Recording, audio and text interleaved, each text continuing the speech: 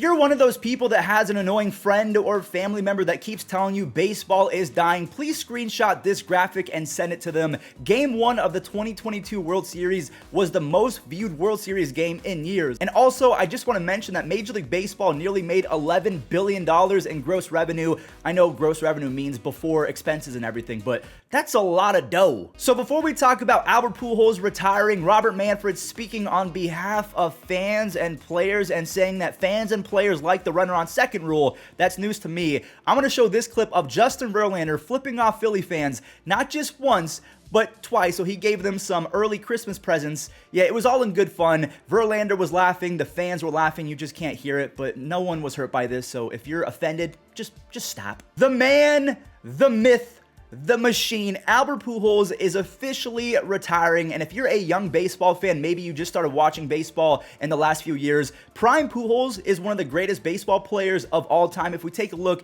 at his career stats, they are mind-boggling. He has 3,384 base hits, 703 home runs. He's a 3-time MVP. He won 2 World Series. He has a career WAR over 100. I remember when he was a rookie, he had one of the greatest rookie seasons of all time, almost 50 doubles, 37 home runs, and almost 7 WAR. The best way that I can describe Prime Albert Pujols for those who are maybe new to the game of baseball, take 2022 Paul Goldschmidt, one of the best first baseman years that we've seen in quite some time. Do that pretty much 10 consecutive years in a row. That was Prime Albert Pujols. You're not supposed to do that for that long. So I'm really going to miss the machine, and honestly, he probably could have kept on playing as long as he was facing lefties, because his stats in 2022 against lefties were really good. But moving over to another small story before we talk about Robert Manfred and the runner on second rule possibly coming back. Tony La Russa, yes, this guy right here, he will not be returning as the 2023 White Sox manager. I think we all knew that. In replacement, the White Sox have hired bench coach Pedro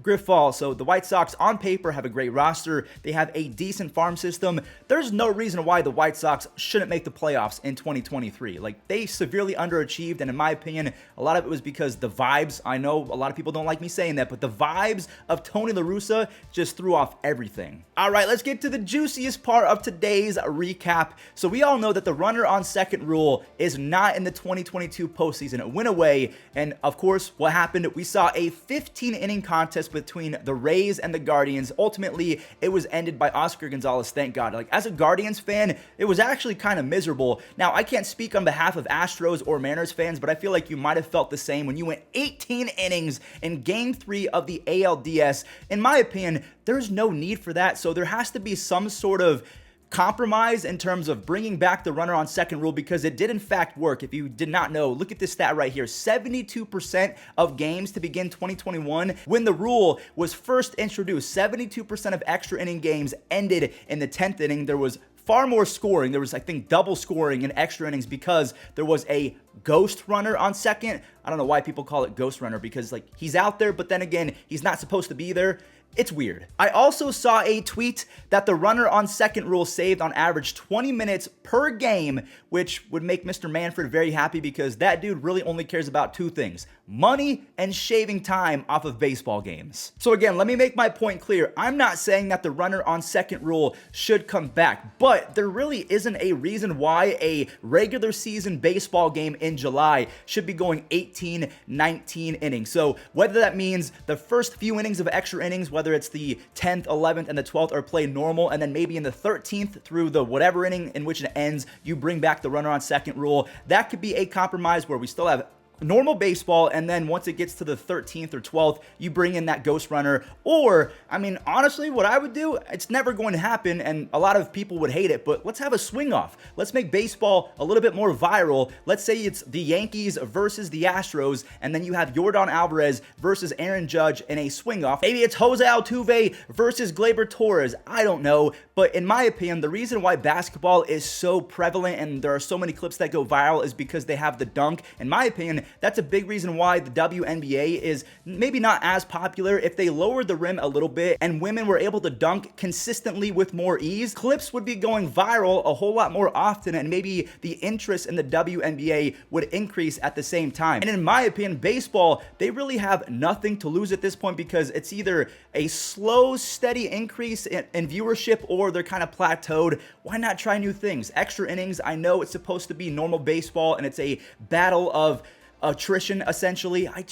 I don't know. I don't know what the perfect system is because I don't like watching 18 innings in October. Maybe that's just me being a bad baseball fan, but I just do not want to sit there for 5 or 6 hours. I have other things to do. You guys have families, you guys have school, you guys have work. There are so many other things outside of baseball that need to happen and get done. So anything that not just speeds up the game, but makes it a whole lot more fun to watch, I'm cool with that. Now, there of course are going to be downsides to the runner on second rule. The perfect example that I can provide, Aaron Judge, it happened a few times to him this season. So if he is the leadoff hitter, the opposing team is just going to walk him every single time because one, now you don't have to face Aaron Judge with a runner in scoring position. And two, you now have a double play setup. So essentially you can get out of the inning by only facing 2 hitters. Let's say the first one rolls into a double play, that's 2 outs, and then the next guy strikeouts.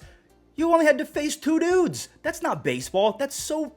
Okay, now when I say that out loud, I don't like that. Then again, I don't want to sit down and watch 15, 16, 17, 27 innings of baseball. As big of a baseball purist and fan as I am, I got stuff to do, dog. So again, if you have an idea or a compromise to the runner on second rule, please let me know in the comments. Or maybe you just want the runner on second rule to go away altogether and you want normal extra innings. Or maybe you're in the third camp where you want a completely different resolution to extra inning games. Whether that's a swing off, whether that's a mini game, something that can make baseball a little bit more fun to watch towards the end of the game. And clips could go viral because of it. Interest in baseball could spike. I don't know. You guys have to let me know because Rich Hill of the Boston Red Sox, wherever team he's on, he said this a few months ago about the runner on second rule. He basically said it's not real baseball, that this is the big leagues, it's not a developmental system. And if you want to try that stuff, do it in Little League, do it in minor league baseball. Leave the big leagues to the big leagues. Well, everyone, that does it for today's recap. I know we talked about a lot of random stuff, but I wanted to update you guys on what's happening in the game of baseball today. So to end today's video, let's do this day in MLB history. 12 years ago today, the Giants secured their first of 3 championships in that decade, and also the Royals back in 2015, they beat the Mets. Right down the middle. Hard hit, but right-hand Renteria. He may be the MVP.